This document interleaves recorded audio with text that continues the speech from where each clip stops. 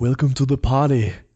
I'm not here right now, but I want you to listen very carefully. These guys are very funny, so pay attention. Enough talk. It's showtime.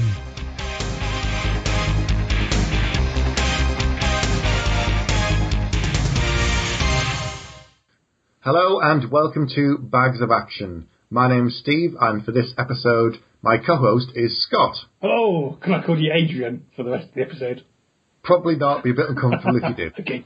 This episode, we are talking about the 1976 film Rocky, starring Sylvester Stallone and Talia Shire as Adrian. So, technically, it's probably not as Bags of Action-y and, full of killing and blowing up shit as some of the other films we've done, but you know what, it's our podcast, so suck it up, we're going to do this. Fine, good. And next episode, we're probably going to do Creed. So this is another interesting science experiment, because even though you'd seen probably bits of this film, and I think you'd seen Rocky Balboa, you had not seen the original Rocky film, is that correct? That's right, so I'd only ever seen, like you say, Balboa, the latest one in the series.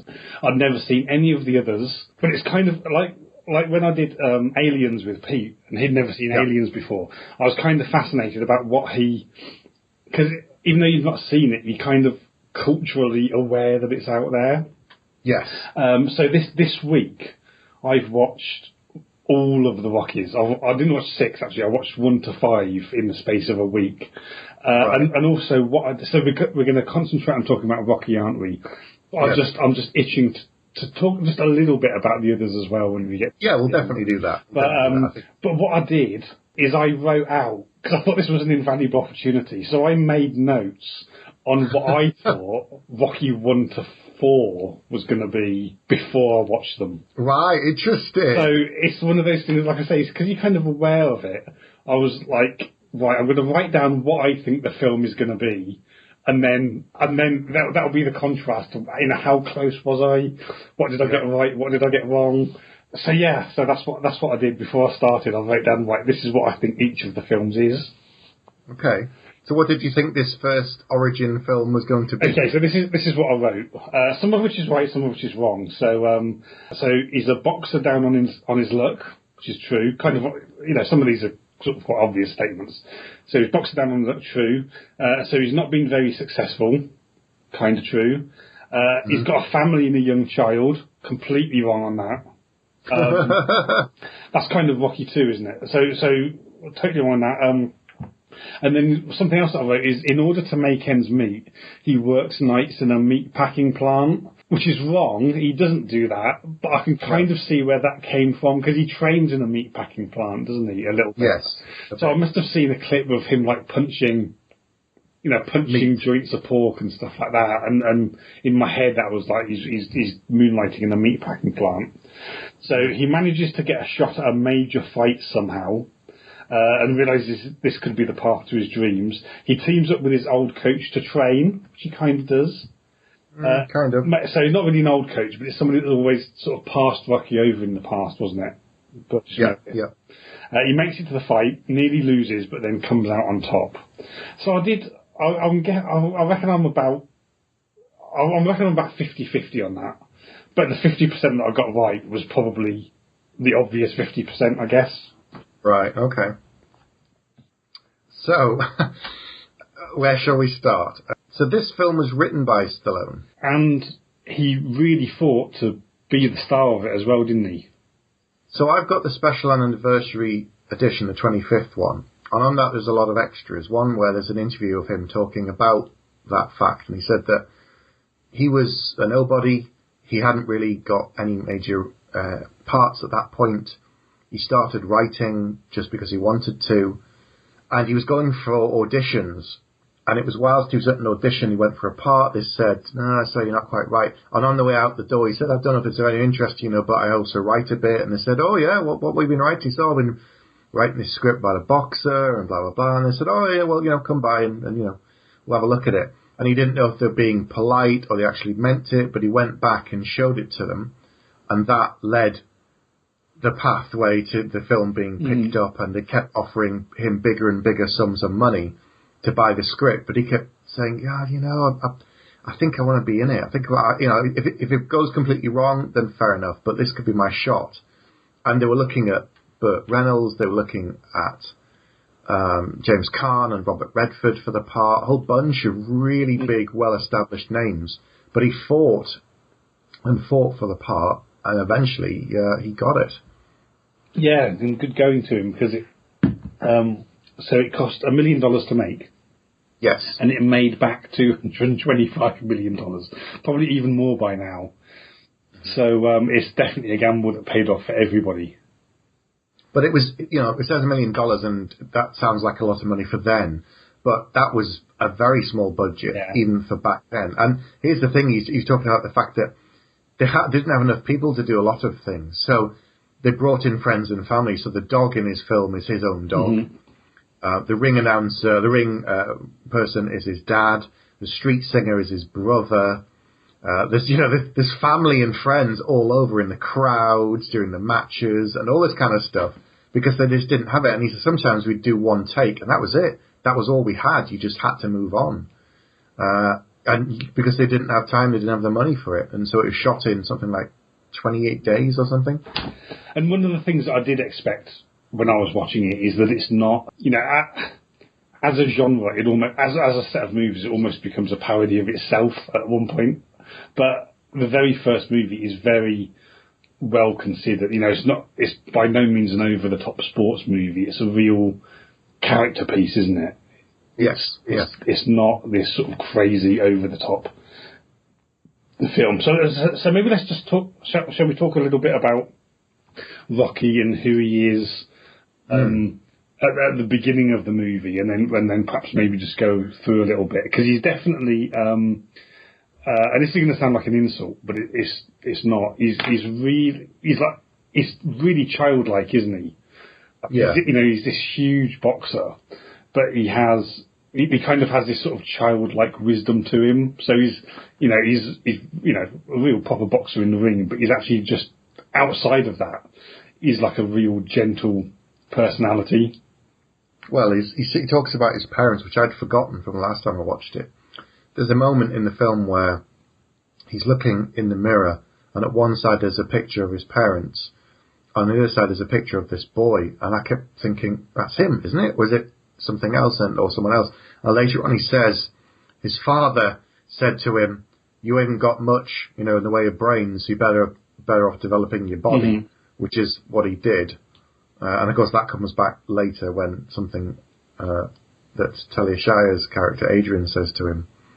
So yes, he's not very bright, but he's got a good heart, because he's constantly trying to help other people, whether it's a drunk that he picks up off the street and sets him on the bar, or whether it's the girl who's hanging out on the corner, he's trying to give her some pearls of wisdom about she doesn't want to grow up to be, get a bad reputation.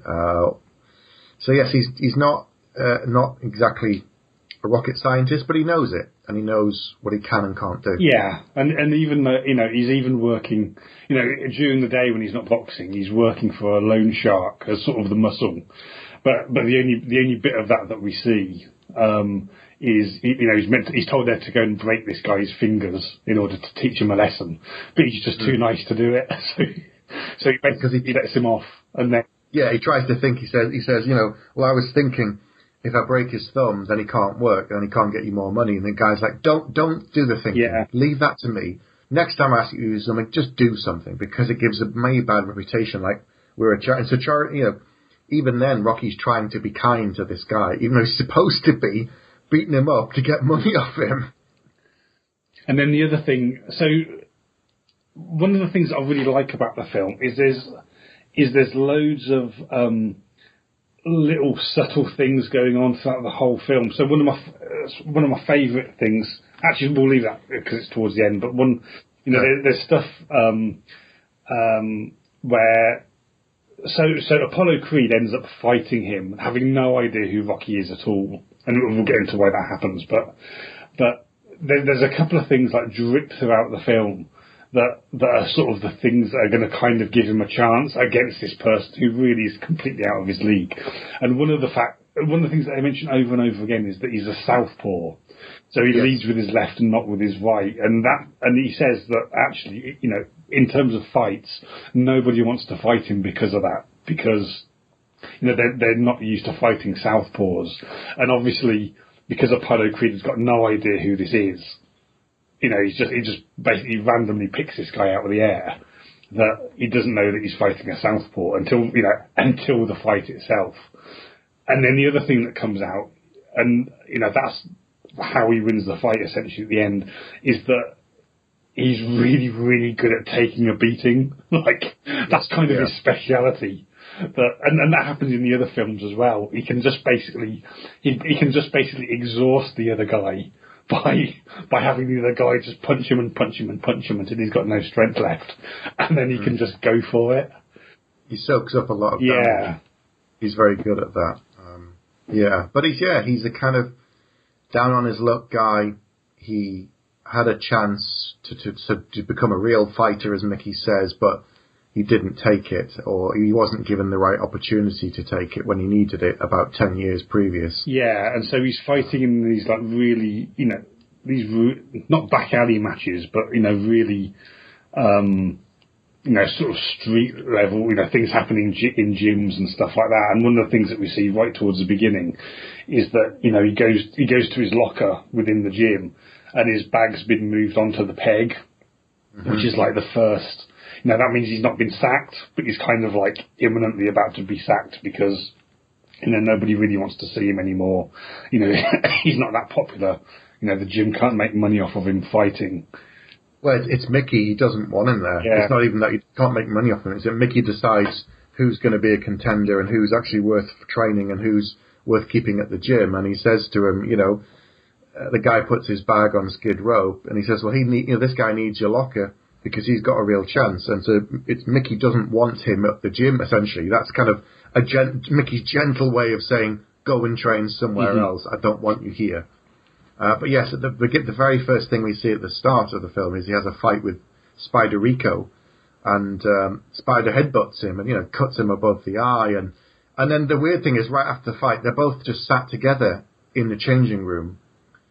And Rocky's, bleeding. Spider's lying there, breathing, and just kind of staring at each other. And for winning, Rocky gets like $50, and for losing, Rico gets about $17. So they're not making very much money at all. It's real hand to mouth. Yeah. And it's down and dirty, almost kind of pit fights. But he wants to fight again. He's like, when can I fight again? When can I fight again? Because he needs the money. Yeah. And then in huge contrast to that is the boxing megastar Apollo Creed. So he's the heavyweight champion of the world, isn't he? Yes. And he's got this huge fight plan for Philadelphia, and the guy that was supposed to be his opponent can't fight because he's got an injured hand. Yeah. And so, but they've got the ring booked, and they need to do something with that. And so there's that whole meeting, and I like, it's really well done. Apollo's there with his entourage, and he's just like a businessman by this point. Like, he's a great in a suit. Yeah, he's really sort of clean and just sort of thinking about the profits and this and that, and nothing to do with the fighting. Yeah, so it's a business meeting that we see him in first, and actually most of the time when we see Apollo, apart from at the end, he's just a businessman, isn't he? Essentially, yes, he is. At that point. And he says, okay, well, let's just give some local guy a chance. It'll be a great story. It'll look really good. It's going to be kind of this guy's chance at the American dream. So let's just find somebody that's local to fight me, and it'll just be a nice little, fluff piece for all the journalists and things like that. And it'll make me, even though I'm going to destroy this guy, it's going to make me look good. And it'll just kind of get around this problem of there not really being a serious contender out there for me to fight. So there's there's just absolutely no question in Apollo's mind that this is a boxing match, essentially. No. It's just like it's a spectacle. Yeah. It's entertainment for the people. It's to pay his advertisers to get the money for him. It's all just a show. Yeah. That's what he's thinking about. And that's what Apollo is. He's a massive... He's a massive showman, isn't he? And that, you see that in the other films as well. That, Rocky is just, what you see is what you get. And, no matter how rich he gets in the other movies, he's still just this kind of normal, down-to-earth guy most of the time. And, you know, he doesn't know how to play for the cameras or anything like that. And then, you know, whenever you see Apollo doing something on, you know, something in the public eye, he's the complete opposite. You know, he's just all glitz and glamour, and it's just like, you know, crazy over the top performances that he does, you know, when he comes out to the ring and all sorts of stuff like that. You know, he's just, you know, he's got to where he is by being a great boxer, but now he's just a showman and a businessman. Apparently some of that came from Carl Weathers as well. Right. Because when he came in for the audition, Stallone was reading with the people who were coming in, and they saw lots of different people, and Carl Weathers came in and did his audition, and then he got up and did a little bit kind of boxing just to show what he could do, and sort of, he said, you know, and Stallone says, he cracked me a few times on the head. He wasn't, you know, he didn't care if he got the audition or not. He was going for it. He was properly walloping me on the head. And then they sat down again, and he talked a bit more. And then Carl Weathers goes to Stallone. He goes, "So, you know, who am I going to be fighting? Who's the guy? You know, who's the Rocky?" And then they go, "This is the guy you've been talking." And he looks at him. He goes, "Well, maybe you'll get better with a bit more rehearsals." And Stallone was like, "It's him. Yeah. This is the guy. Book him. That's the guy. That swagger, that arrogance. That's what Creed is." So I was like, right, yep, you're in. Yeah, brilliant. And then so all through this, there's kind of the B plot, I guess you could call it, of Rocky and Adrian. This sort of, you know, very sweet love story between Adrian, who's just, you know, painfully shy, and Rocky, who's very childlike, but, you know, just clearly just adores her. You know, right from the very beginning of the movie, he just thinks she's fantastic. Yeah, absolutely. And she works in the pet shop, doesn't she? And he keeps coming to the pet shop and chatting to her, and, you know, trying to persuade her to date him. And eventually he manages to persuade her, and then they do this thing where he pays his brother who's there? No, just a guy in there that he pays him for, like, to get 10 minutes on the ice rink because it's actually shut. And they're having this sweet, you know, sweet little romantic moment on the ice rink with this guy just shouting out, 6 minutes! He tells the guy a story that she's sick and the doctors have said it'd be good for her to skate, and he goes, 10 minutes, $10. And it's like, come on. He goes, hey, it's Thanksgiving. Look, I'm giving you that. 10 minutes, $10. Yeah, the whole time, 5 minutes! All the time. It's like, oh, for God's sake. But Stallone said, you know, he wrote the scene, and then later on, going up to film it, he's like, I don't actually ice skate. And he doesn't, does he? So she's on ice skates, and he's just walking around next to her. And she actually can't skate very well either. He says, if you watch her feet, they're all over the place, and this, that, and the other. He said, but I couldn't skate. So he thought, you know, it'd be funny if I just go on the ice and run along. And so they did that, and it worked. Yeah, and there's actually there's a lot of humour in the film.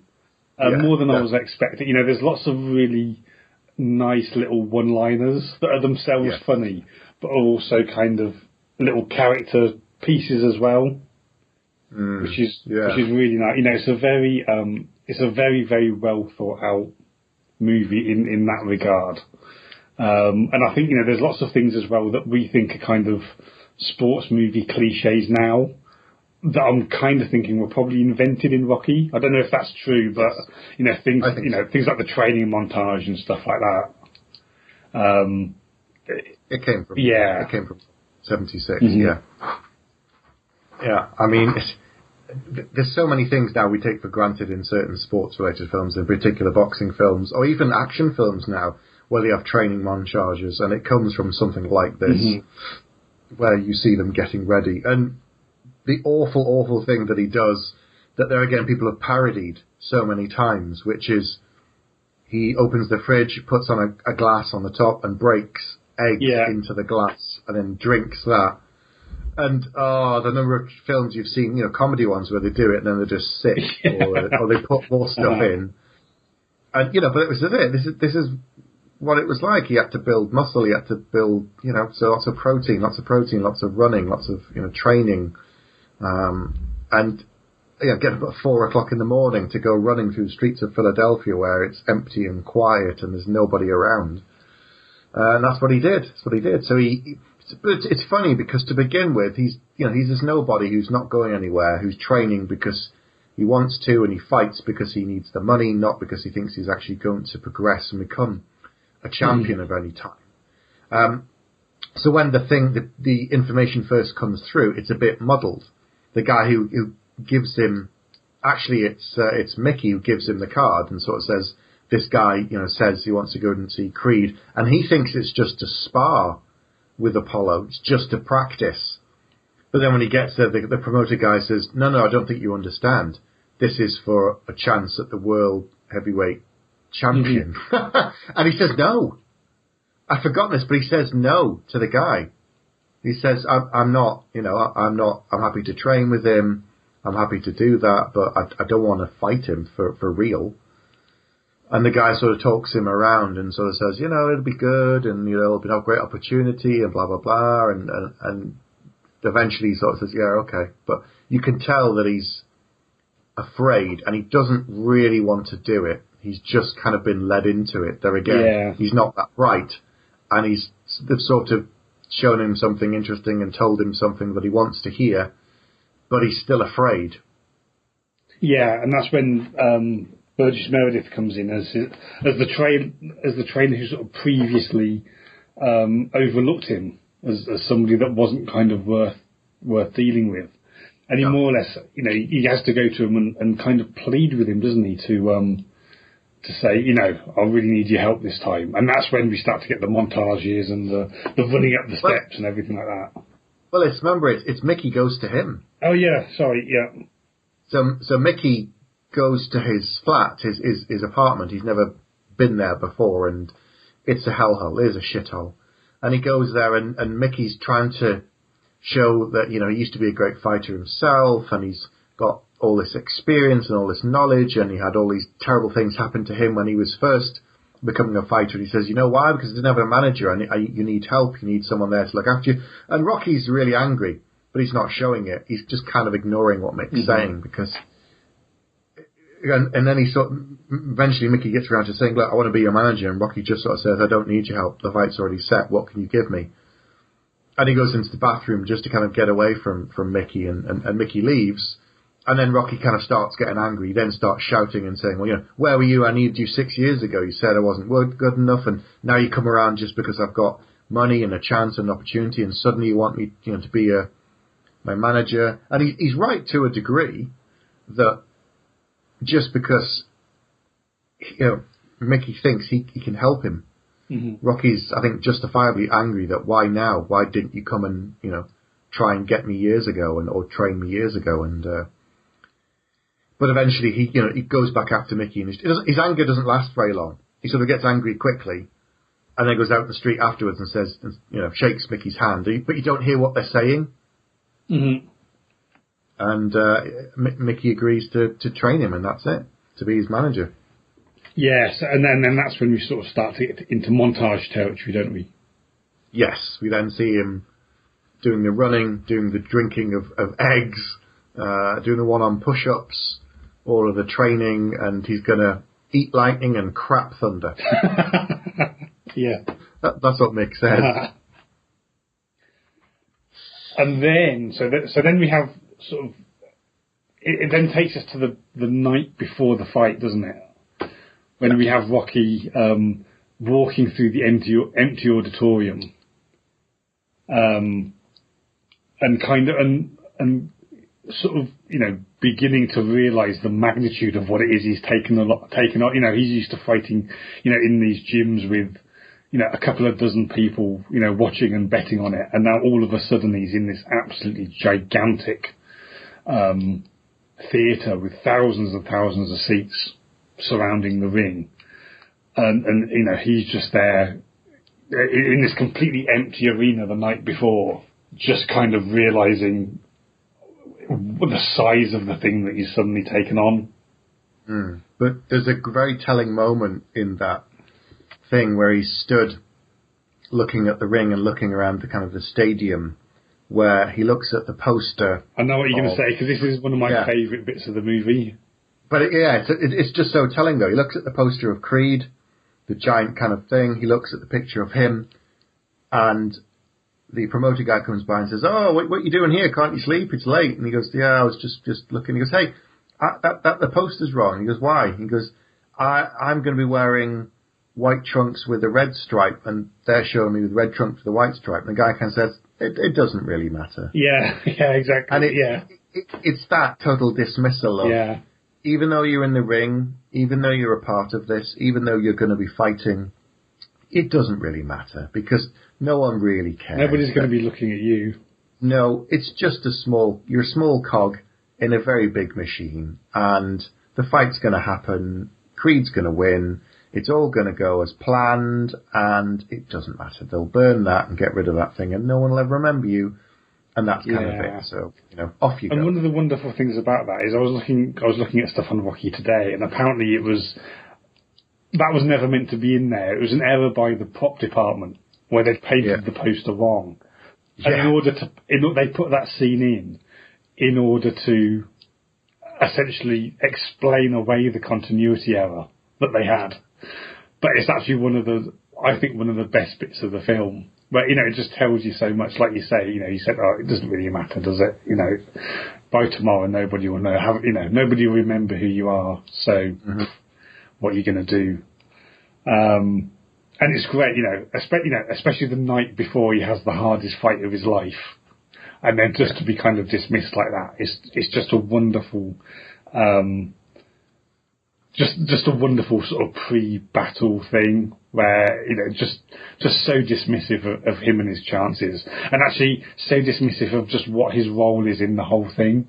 Yes, that he's not there to fight, he's not there to win. Yeah, he's just there to make Creed look good. Yeah. That's what he's there for. But I think one of my favourite scenes is actually what comes next. So he's feeling pretty depressed. He goes home to his apartment, and Adrian's staying with him now. We should probably go back later to talk about why she's there and talk about her brother Paulie and stuff. But there's this great moment where he's basically doubting himself. He says, I can't do it. And she says, what do you mean? He says, well, I can't fight him. I can't win. There's no way he's totally out of my league. He's been probably fooling himself and up to this point thinking, well, I'll get in there and we'll give it a good go.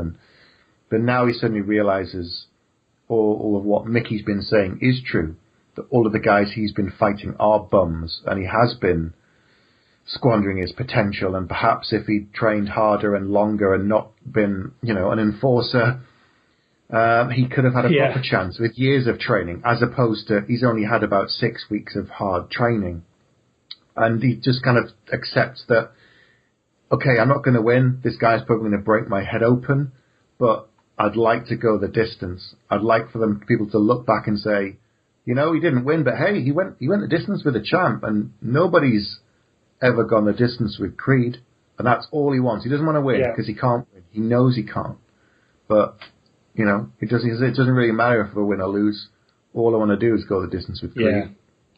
And that's it. It's a very small ambition to go from perhaps small thoughts of glory, of maybe making some money and all the rest of it. And he will make some money. That's, they kind of said you were going to make a big bit of money, but it's not going to change his life. And now he's gone from having a real chance to, I'd like to just survive. Mm-hmm.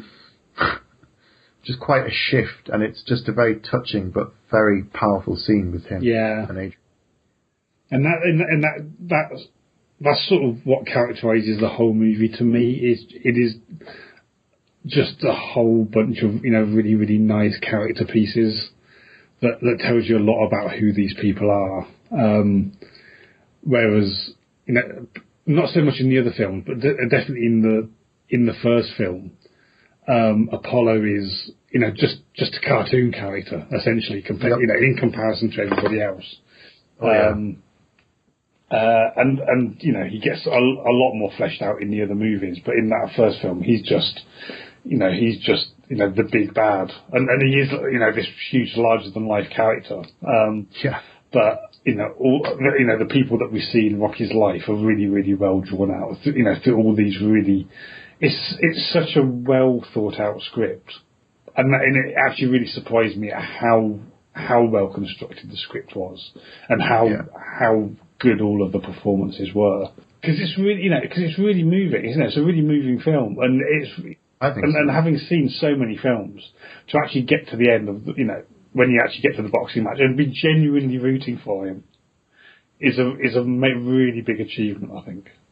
I think so. So before we go on to talking about the fight, do you want to talk about Adrian's brother Paulie and their kind of relationship and his relationship with Rocky? Yeah, so Paulie is not a nice guy in a lot of ways, and actually starts. He becomes a parody of himself as the movies go on, but certainly in the first film, he's a really nasty guy. He's an alcoholic. He's really horrible to Adrian. Doesn't like Rocky at all, and that's what prompts Adrian to move out, isn't he? Just that she's having all these troubles with Paulie.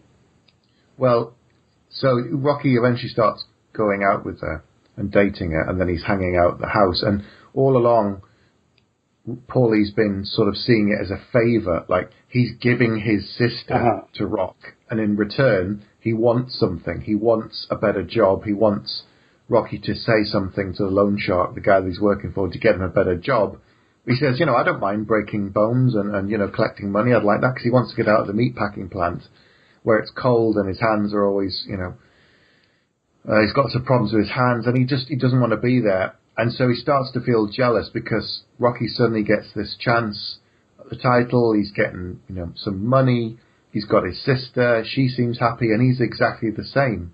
He's still stuck doing the same thing. And he kind of had this meltdown where he says to, what about me? What about me? You're doing fine, and she's happy in a sense. What about me? What am I going to get? And Rocky's been putting him off all along, saying, look, you don't want to work for him, you're better off. Rock knows that working for Loan Shark isn't a good thing. And he's trying to tell Paulie, but Paulie doesn't want to listen. He just thinks he's better off. So he just has a massive go, and then he starts blaming Adrian for all his problems, saying, I never got married because of you, I had to look after you, and, what have you ever done for me? And then she has a proper screaming fit at him and just puts him in his place and says, I look after you. I wash your clothes. I cook your meals. I pick up after you. I look after you. It's not the other way around.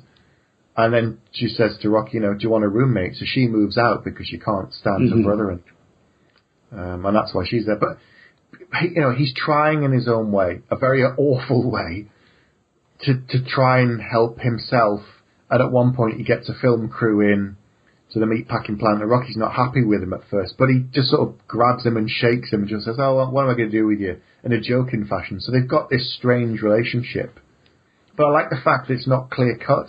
I like the fact that they're not friends straight away, and they're not buddies and instantly getting on. And he says, would you annoy me? You annoy me so much, he says to Paulie, because he does. And then even later on he says to him, Rock, how about if I can make some money off your name, would that be okay? And he says, yes, fine, just do it. And that's how he gets the advert for the meat planting on the back of Rocky's jacket when he goes into the ring. He says, what did you get? Micky says, what did you get? He goes, well, I got this, an advert in the back. And what did he get? $3,000. And he said, oh, smart. So, he's been taking advantage, but he knew that Paulie was doing it, and he said, fine, just do it. Just to try and make Paulie happy. Yeah, and Paulie, like I say, eventually he kind of becomes this comedy character, but there's, in one of the later movies, there's a scene where, he really is down on his luck, and he's become even more of an alcoholic than he was before. And he comes to blows with Rocky. Rocky's essentially just kind of patting him off, but, he's probably trying to beat up Rocky. And then he just says to Rocky, why don't you just offer me a job? And Rocky says, oh, okay, you only had to ask. And then he just gives him a job after that point. Yeah. So they do kind of have this sort of, love-hate relationship where Paulie just blames everybody else for everything. All of the problems in Paul's life is always somebody else's fault, and he's always trying to sponge off of somebody else. And they don't make him a good character. They, despite all of the fortune that comes around him that happens to him, I like the fact that they don't make him, and he's just a nice guy, because he's not, and he never was. No. And so he stays true to the character, as you say. They've got well-painted characters. He's a real person. He's not two-dimensional. He's just an arse. Yeah. So the fight. Yes. It's, so what do you think of it, given that you've probably seen other boxing fights and other boxing matches. What did you think? So as the movies go on, the fights get more and more ridiculous, to the point where, by Rocky 3, I was almost doubled up laughing at some... Because the fight, I don't know a lot about boxing, but the way that they just basically stand in front of each other and just swing as hard as they possibly can into each other's faces, is really, it's funny, it's nice, but it's so not what boxing is. But this was much, in the first film, it actually feels much more like a real boxing match, and it's not as the progression of it is much more subtle than just, Rocky's getting this terrible beat down, and then, the crowd are behind him, and he just suddenly, rises up, and he knocks him out at the last moment. I thought it was going to be, just as the rest of the movie is a very well measured film, I kind of felt like the boxing match was like that as well. The fact that, Carl Weathers just comes out, this massive showman going, just going completely, over the top with his showmanship, and it starts. He's dressed as George Washington. He's throwing out silver dollars, riding on a sled with a giant wig on and a huge cape. He looks like a complete numpty. He just looks like a film star rather than a boxer. He's just an entertainer and a performer and an actor. And it's like, he's not a boxer until he actually gets in the ring. But then he puts on a giant Uncle Sam hat. It's just ridiculous. And it just shows how seriously he's taking the match. Not at all. This is, for him, this is like, he's doing pantomime, isn't it? Yeah, it is. He says 3. He keeps saying 3 rounds. That's all it's going to last. Because he says, I'll give you 3, and then I'll knock him out. And you're thinking, wow, okay. Ooh, this is going to be interesting. Yeah. But you know what? Where the seed or the kernel of the idea for this film came from? From Stallone. I did read about it, but it's kind of he's sort of based on. There's various elements of a number of different boxers in there. I think. Yeah. But there's one guy that nobody remembers really, who fought Muhammad Ali, and in an early round he knocked Muhammad Ali down, which I don't think had happened before. So, he's the world heavyweight champion. This guy comes up, starts fighting, and knocks him down. And thinking, wait, what? And he's on the floor. But Muhammad is surprised more than really hurt. But he gets up, and then they continue the fight. But this guy goes the distance, which I don't think there again had happened before. He just, he stood toe to toe with Muhammad Ali, and Ali won on a technical knockout. So points. It means by points. But this guy, I'm going to find his name in a minute. He went the distance, and that was the kind of thing that Stallone hooked onto and thought, wow. So Chuck Wepner, have you ever heard of him before in your life? So in 1975, he fought Muhammad Ali. And no one ever expected him to last that long, but he went all through 15 rounds. And that was the bit that Stallone, I think took the information, the sort of inspiration from. So, but there are other things that people have said it may have come from, but there you go. And this is exactly what happens in Rocky, right? So we've got the big showmanship, and then Rocky manages to knock Apollo Creed down in the first round. First round, knocks him down. Yeah, and that, Apollo Creed still has this huge ego, but that's like, actually, I need to watch what I'm doing here. This isn't... Well, it still doesn't, you see, because he goes to his corner and Duke, who's one of his trainers, says, this guy thinks, you think you're in a show. This guy thinks he's in a real fight. So stop being a jerk. He pretty much says to Creed, stop dancing and stop, knock this guy out and let's go home. Because he's suddenly, Duke realised earlier on that there's something up. Because when he was watching the film of Rocky training in a meatpacking plant. They're all having meetings and all the rest of it. And Duke's there says to him, "Hey, champ, you should come have a look at this guy. I think he's quite serious." And he goes, yeah, I'm serious too, blah, blah, blah. And they go back to talking about ratings in Canada and stuff. And Duke's looking at the footage and he's got this look in his eye thinking, oh dear. And then, the fight comes around and Rocky's knocked him down. And Duke said, look, stop treating this guy like a punk. Put him down and let's go home. And then still, Creed is so arrogant. He's like, I know what I'm doing. But Rocky continues to surprise him. Yeah. In part because he knows how to take a beating. And I can't remember what the exact line is, but he says that at some point during the fight, doesn't he? He kind of just lets Apollo go for him. And then when he's starting to get slow and tired, that's when, Rocky can come back. Yeah, and a couple of times Creed catches him a shot and makes him angry, and he pins Creed in a corner and just wails on him till the bell rings. And then Rocky's going, come on, you ain't so tough, come on. It's like, the fight is on, and it becomes a proper battle with the two of them just beating the crap out of each other. And it goes the distance. This is it. It's not over in 3. It quickly goes from 3 to 5 to 7 rounds. They don't show you every single round, of course, in full.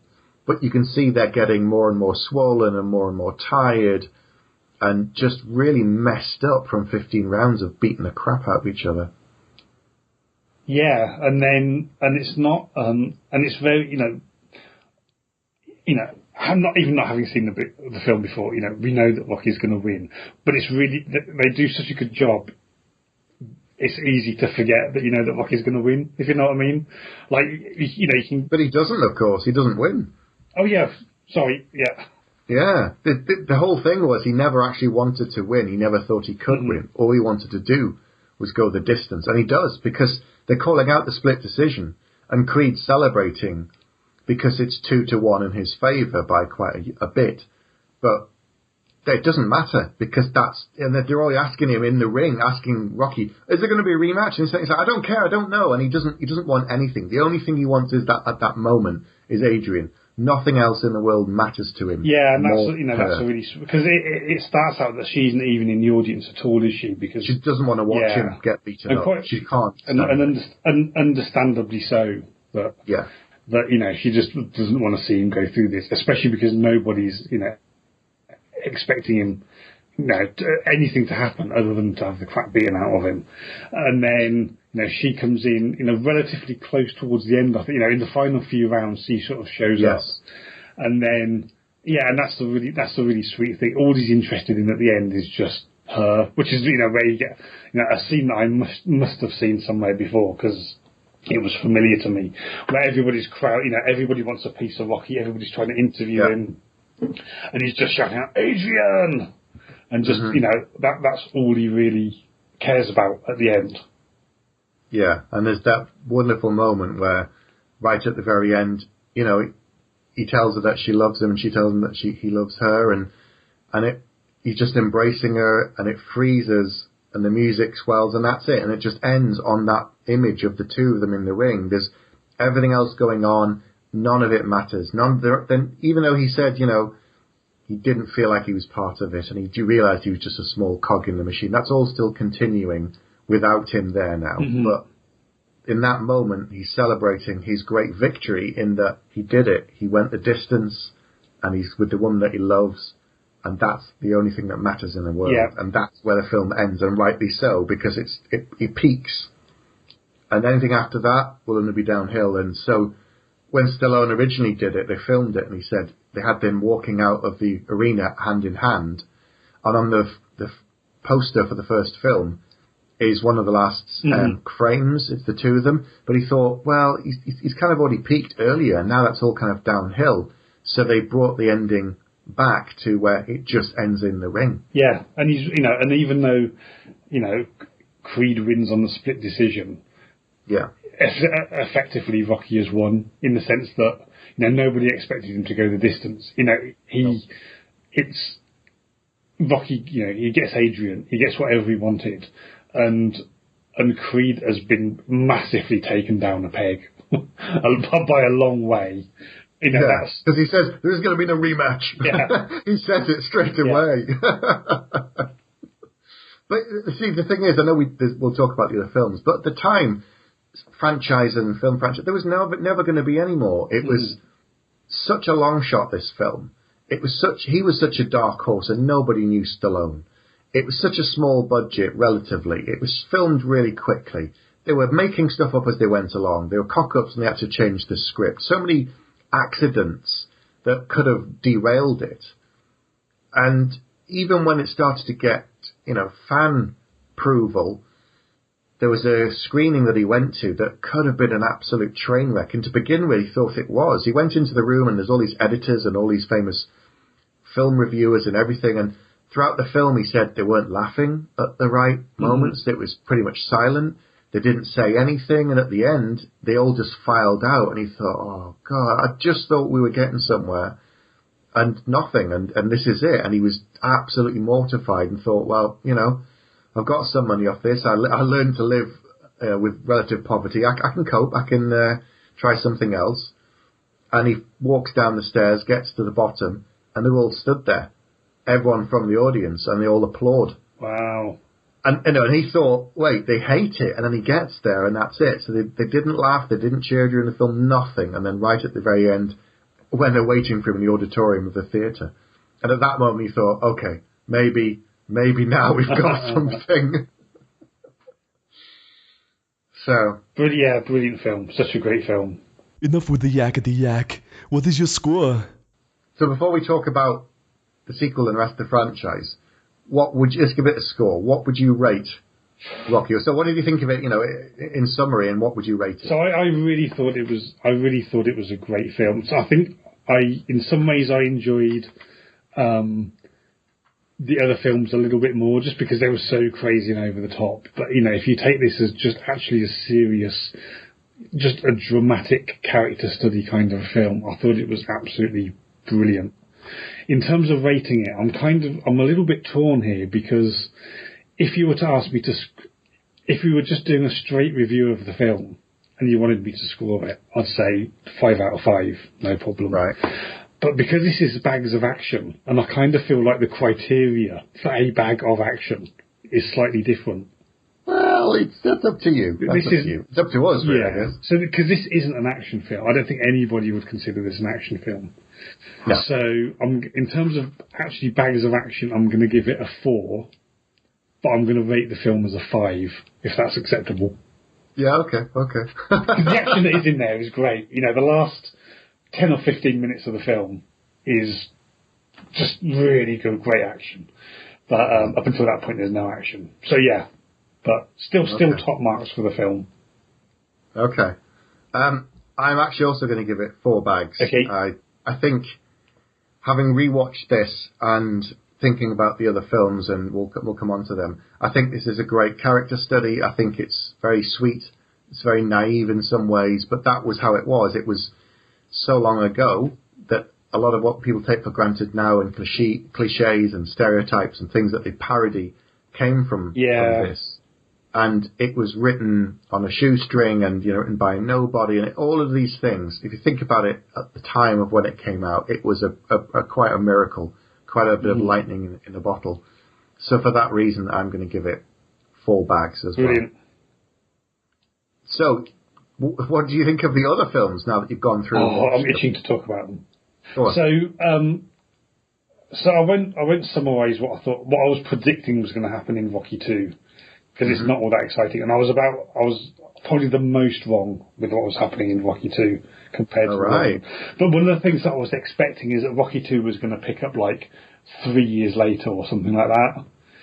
Whereas it doesn't. It's like they literally, Rocky 2 begins by showing the last few minutes of Rocky.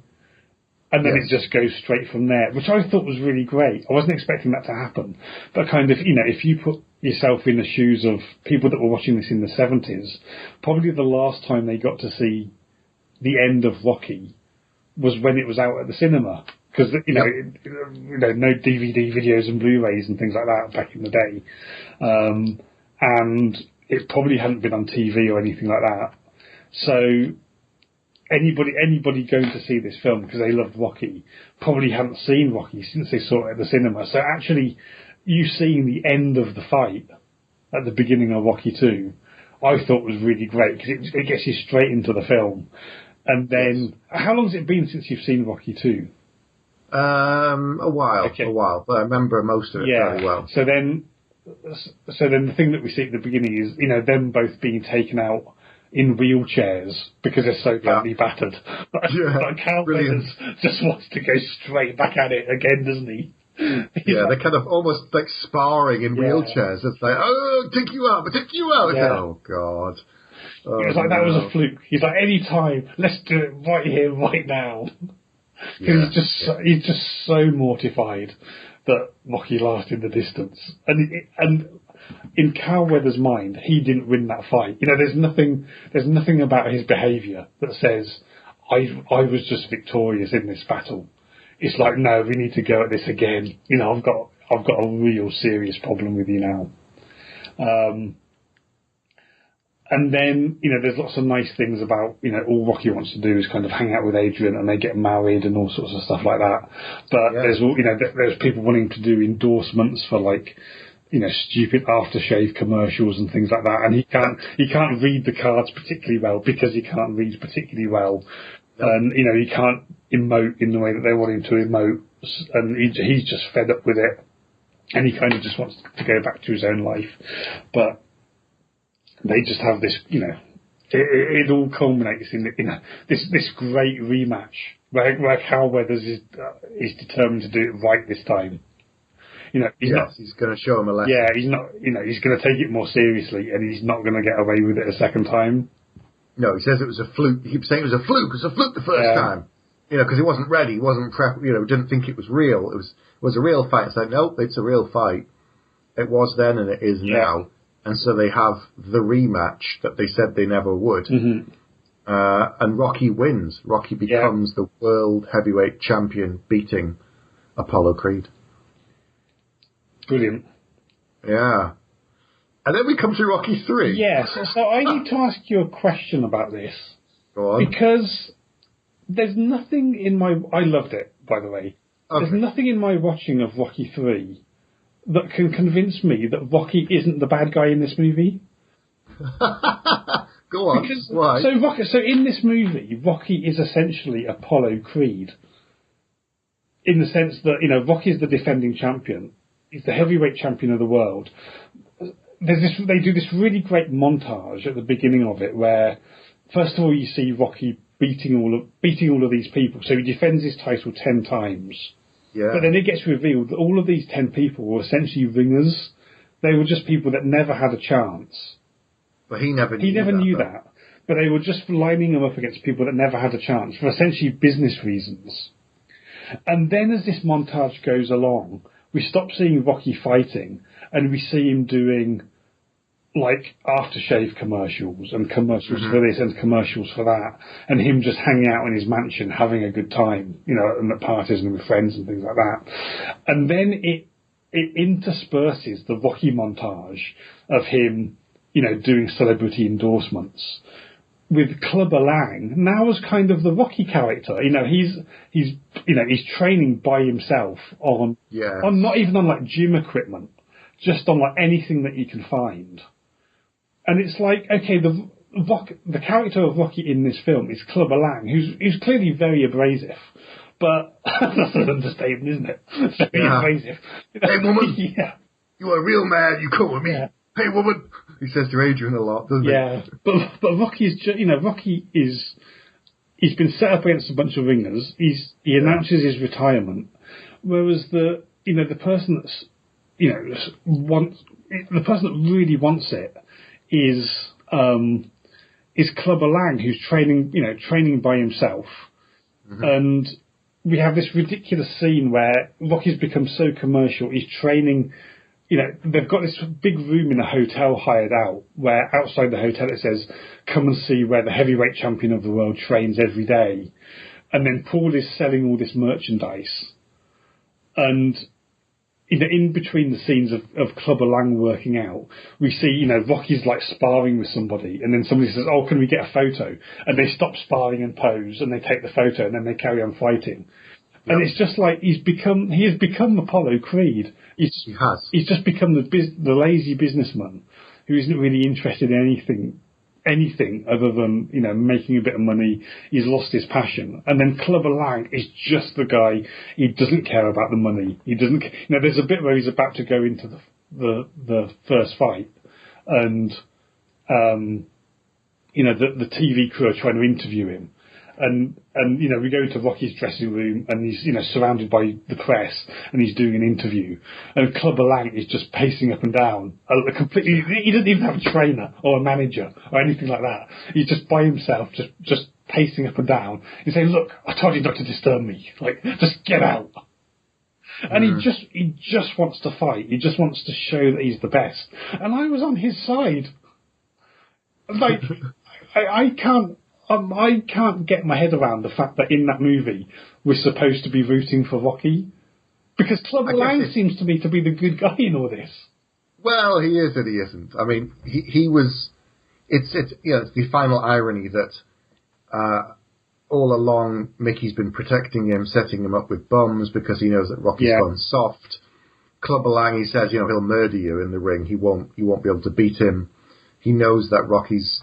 He said he's been protecting him essentially, as he sees it. But Rocky thinks he's just been letting him get soft. But he's let him himself become it. But equally, I think this is the first role and only role I've seen Mr. T in as a villain. Yeah, or not. Or not,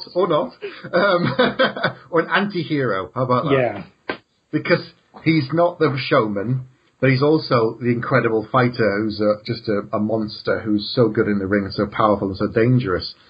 And so it's that final thing where Rocky sort of realizes he's become Creed. He never wanted to be that kind of thing. He just wanted to go the distance, and then he did, and became the champion. And of course, it all tilted on its axis, and he became almost not what he hated, but he never wanted to be. Yeah. And so it's that thing of he has to go back to basics. Micky has to take him back to who he was in order to win. And of course, Clubber Lang wins. Yeah. He becomes the champion. He defeats Rocky because of what he's become. He's changed and become this awful mockery of a fighter. Yeah. And then he has to dig deep with the help of his old chum, Apollo Creed. Uh-huh. Yeah. And go back to basics. Yeah, so so Burgess Meredith dies, doesn't he, before the first fight where Rocky loses. So that's a real low moment. So not only does Rocky lose, he goes back to the dressing room to find out that his trainer is still alive but on his last legs.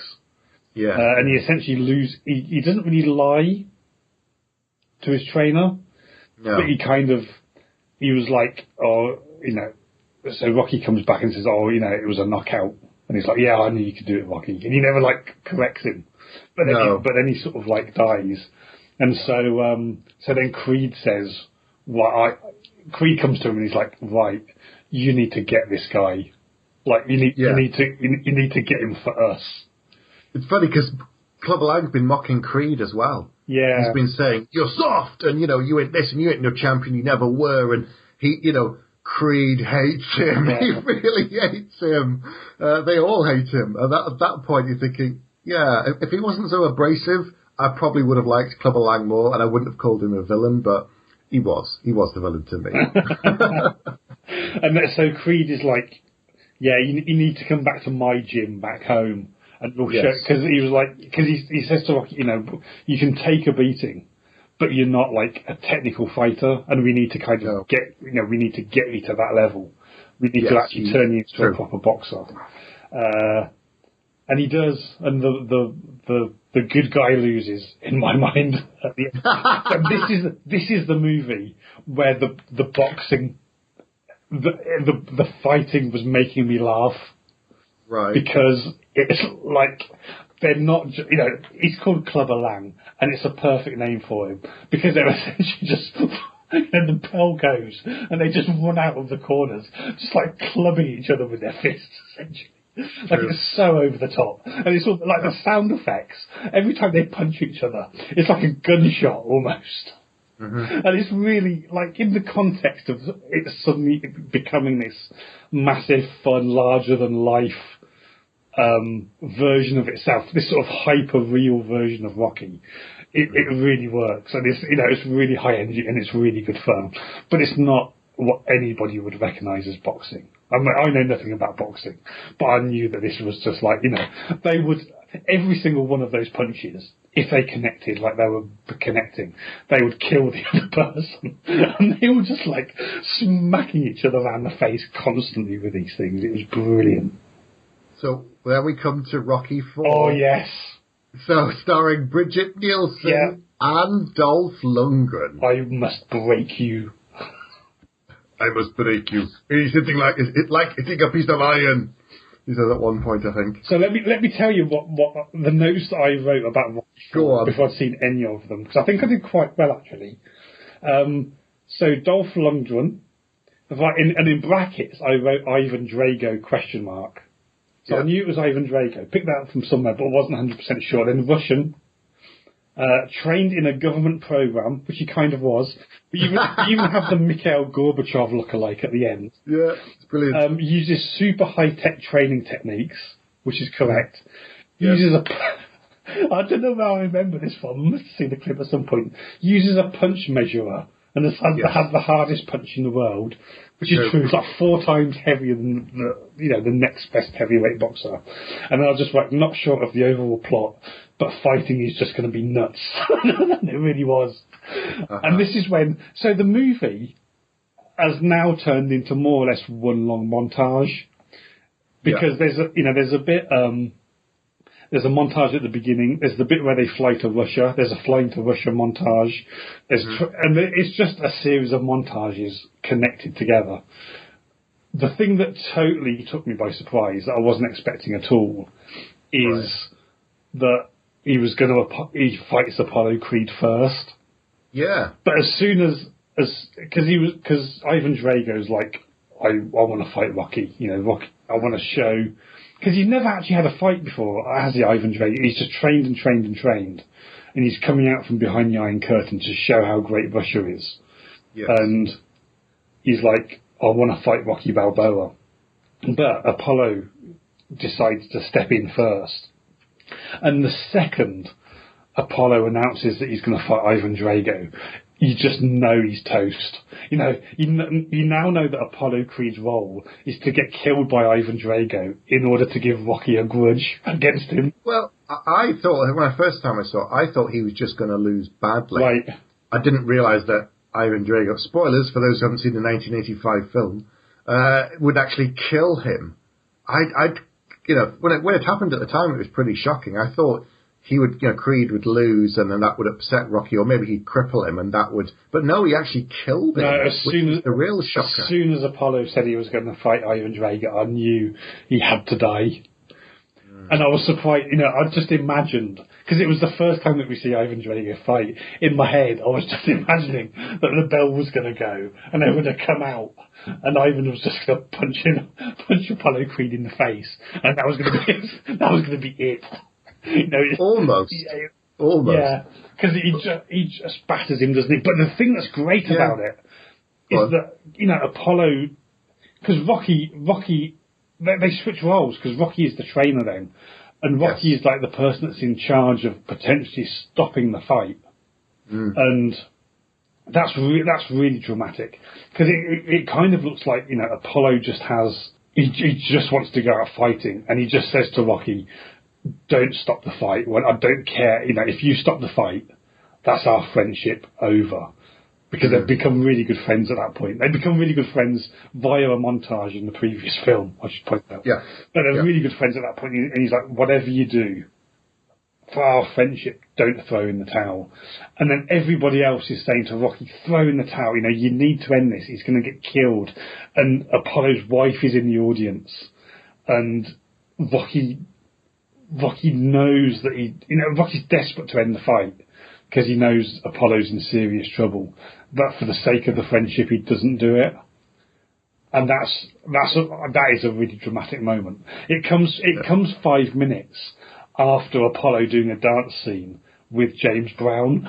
Yes, living in America. You're thinking, oh no, he's back to being the showman. Yeah. which is wonderful. But it's, it just describes everything that you need to know about Rocky 4. It's just everything that happened in the previous Rocky films, but just put under a massive magnifying glass to make it bigger.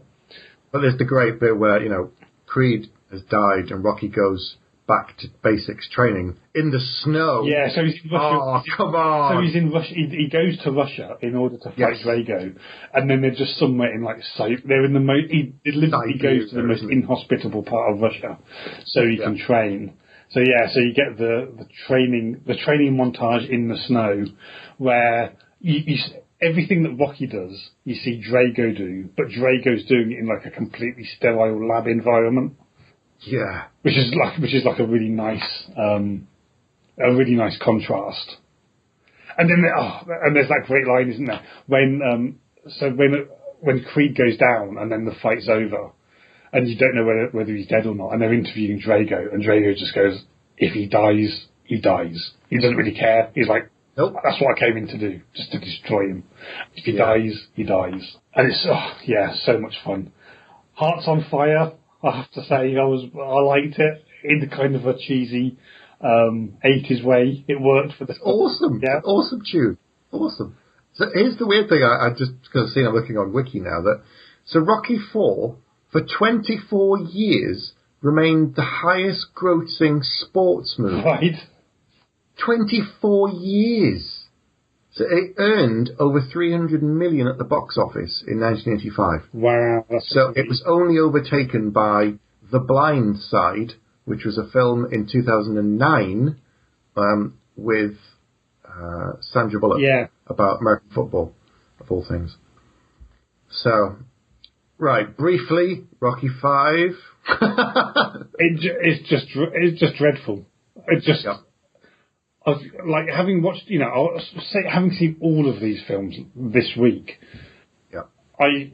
what were they thinking? I mean, really? So he wanted to do something in a way to end it and pass the torch sort of thing. You can kind of tell that they do that because the film, not only because of the plot of the film, but the end credits of the film, it shows a bunch of stills from Rocky 1 through to Rocky 5. Just the end credits where they're showing you all of these just black and white shots of what's happened in all of the previous films. It just says, this is the end of an era, kind of a thing. Yeah. And it didn't do well. The film didn't come out well. It was disappointed. Everyone didn't like it. The money wasn't brilliant. And that kind of killed the franchise. But Stallone, he always wanted a good way to end the franchise. Yeah. He was never happy with Rocky 5. He just thought, oh, God, it should have been better. It should have been. And this went on for years. So Rocky 5 was 1990. Yeah. It wasn't until 2006 that we got Rocky Balboa. Mm-hmm. That's, 16 years. And that's, he wasn't exactly a young man when he did Rocky 5, because he was training someone else at that point, remember? He was passing the torch. He was training the new champion because he wasn't old enough. Sorry, he was too old. And now suddenly, we get Rocky Balboa, which you haven't seen in a while, but you have seen, haven't you? Yeah, but so I saw it before I'd seen any of the other Rocky films, so it's the one I'd seen first.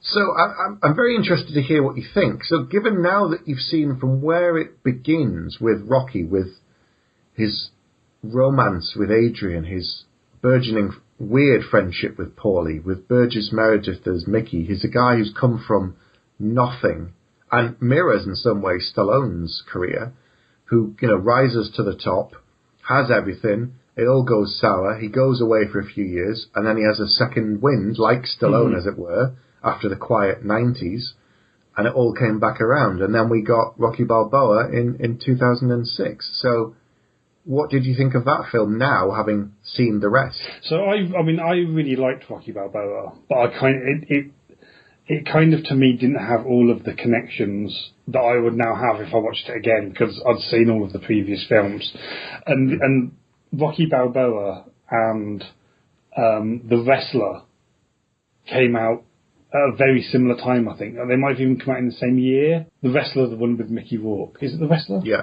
And The Wrestler... It is The Wrestler. Yeah, you're right. And they're both, fighters that are kind of down on their luck and, past their prime. And I when I saw Rocky Balboa, I thought it was really, really good, but I preferred The Wrestler. I just thought it was a better film. But now, having seen Rockies 1 to 5, I don't know if I went back and saw Rocky Balboa, that because it would have this extra resonance with the character, i.e. because I now know the character, and I've seen this journey, whether I'd enjoy it a lot more. Because I think you should. I did really enjoy it. But I think now you should watch it now, having watched 1 to 5 very quickly and they're all fresh in your mind. I think you should watch them. So, of course, I've been living with Rocky since... So the film came out before I was born, the first one, just before by a year. So I've been living with this character my entire life. Through all of these films in my childhood I saw on television, and then on some of them on video cassette, and some of the later ones at the cinema.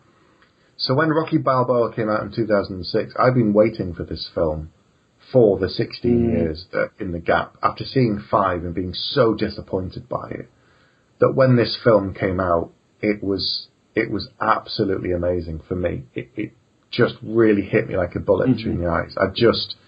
The power of it, and it brought so many things together from all of the years and all of growing up with these films, and I just loved it. For me, Rocky Balboa, I think it's stronger because it's built on the other ones. That by itself it doesn't mean as much, but because of all the things it's meant to me through all the years and the films and where it came from, I actually think Rocky Balboa is a better film than the original Rocky. And I give it 5 out of 5 bats over the 4 for the original Rocky. And I just love it. I've actually got a framed picture of the poster that they used for Rocky Balboa on my wall. Awesome. And the amazing thing is... infamous steps. But yeah, I mean, what a superb series of film. Each film is kind of a similar sort of plot, but different in its own way. I love the way that it just starts to become... a magnified version of itself, where the fighting gets even more crazy. The montages get more and more frequent within the films. The music. So I loved. So what I didn't realise is where the different bits of music appear in the different films. So the first Rocky film has that bit like at the very opening it. But I didn't realise that Eye of the Tiger didn't come in until Rocky 3. But then Rocky 3 opens with Eye of the Tiger. And then it's what Apollo Creed just keeps saying. Says to him. That's what he said. Yeah. He says, that's what you need. He said, that's what you're missing in order to beat Clubber Lang. You need the Eye of the Tiger, and that's what I'm going to train you with. And he must say it about 10 times in the film. True. Get the money's worth. Come on. But it's just watching... seeing Rocky 1 and Rocky 2 and then really, really enjoying them. But then you start to watch Rocky 3 and right at the opening, it's like, the beginning of Eye of the Tiger starts to build. And it's like, oh, here we go. But so given that we just watched Rocky, the first one, so do you remember the little girl in the street that he walks home who's, being really mouthy and he's trying to get her to be good? Yeah. And she's called Marie. So in Rocky Balboa, the girl who works behind the bar is Little Marie. Oh, that's a really nice touch. And this is, as you said, 38 years later, or however many years later, there she is. So, I just like the fact that they just got that little kid, and this, actually, probably not the same actress, but they said that it's the same character. So there's just so many little nods in there, and that, Paulie's still working at the meat plant, and it's just so many things in there that I love, that were just so good. Yeah, that's really awesome. Yeah. Brilliant series of films. Really, really pleased that I watched them. And I'm definitely going to want to rewatch them again soon, I think. Just to... Because now, first time I was kind of watching them thinking what's going to happen. But now I know what's going to happen. I kind of want to watch it for... just the sheer unadulterated joy, particularly Rocky 4 is just so nuts. But in a really good way. If I could change, and you could change, then everybody could change. Why did I bring this up? So he goes to Russia, doesn't he? And everybody's against him. So everybody's booing him. But over the course of the fight, all the audience starts chanting, Rocky, Rocky, Rocky. They all get behind him. And then he defeats him, and then like Mikhail Gorbachev, and then he does the speech, doesn't he? Like that's being translated into Russian as he says it. Like, when I came here, I know that you guys didn't like me, and I kind of didn't like you guys either. And then you're like, yeah, I can't do it as well as you do, but if I can change and you can change, then everybody can change. And then it's never mentioned that it's Mikhail Gorbachev, but it's so obviously Mikhail Gorbachev. Come on. Mikhail Gorbachev just stands up and starts applauding. It's like, he brought peace. Well, peace. Between Never mind Superman 4 or 5, The Quest for Peace, where he destroys all the nuclear weapons. What you need to do is send Rocky in, and he'll sort it out. This is it. World peace. Peace in our time, Oh, it's brilliant. It's so good. It was just great. Because it becomes so over the top, but without ever really becoming just silly. It's just like, each movie is like, okay, the previous film was really good, it did really well, but we just need to give them more of what they want. And then they just do that until they get to Rocky 4. And then it's just like, okay, we just need to dial all of this up to 11 now. And we're just going to take everything that people like from the previous films and just make it bigger and more of it. And more ridiculous. But it works so well, Not a second of it was I think this is just silly. It's just so much fun. Like the punch measure, a normal heavyweight champion will be able to hit at 750 pounds per square inch. And then he just, hits this thing, and then it's like 850. And then part of the montage is every time he hits it, it goes up by about another 200 pounds per square. I know, it's ridiculous. I haven't seen anything that makes less sense since Blade Trinity, where the archer keeps shooting this target, the numbers just keep going up. And I was like, what does that mean? It doesn't mean anything. Why? She can't pull it faster. She can't make it harder. It's a bow and arrow. It doesn't work even then. So, it brought me back when you mentioned the punchometer. And then, of course, part of Drago's training montage is him being injected with steroids as well. So it's not a fair fight as well. Yeah, but you've got to watch Rocky Balboa. Yeah, I would. And if you don't cry at least once, I'll be surprised. Oh, I'll tell you, the end of Rocky 2 brought a tear to my eye. I felt much more invested in the fight between Creed and Rocky at the end of Rocky 2 than in Rocky 1. I just think because in Rocky 2 they turned Creed into an actual character in that film. Like in the first Rocky film, he kind of wasn't. He was there as to fight, but we didn't see that much of him until the fight at the very end. But in Rocky 2, it was much more. They turned him into somebody that you really wanted Rocky to beat. Yeah, it's like a two-hander to begin with. In the first film, it's just all about Rocky and Adrian and Paulie, and you didn't see anything about except in his meetings. And then at the end of Rocky 3, we get this great bit where so in the previous two films, it ends after the fight's over, but with Rocky just raising his hands to the sky, and then that's where it stops. But at the end of Rocky 3, he wins, and then we see. Do you remember this? So Creed and Rocky go back into the gym. Go back into nobody the else ring. around.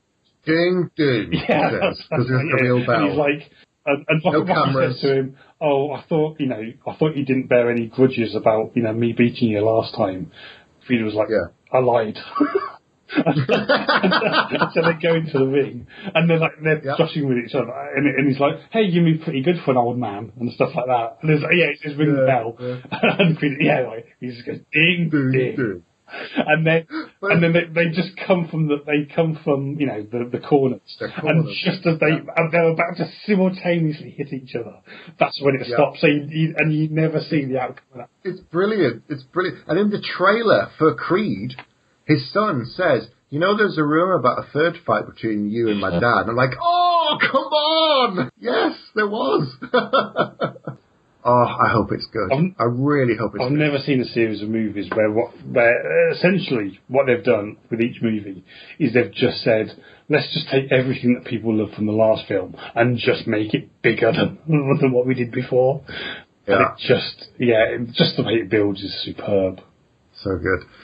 So, have you seen any of the Rocky films out there? What did you think of them? Which is your favourite? Are you in love with Ivan Drago and his punching machine? Was Clubber Lang the hero, or was he the villain? Definitely yes. Thoughts on a postcard, or just email us. Go on to Facebook group, let us know your thoughts. You have been listening to Bags of Action. No bullshit. You'd better stick around for the next episode, because if you're lying, I'll be back.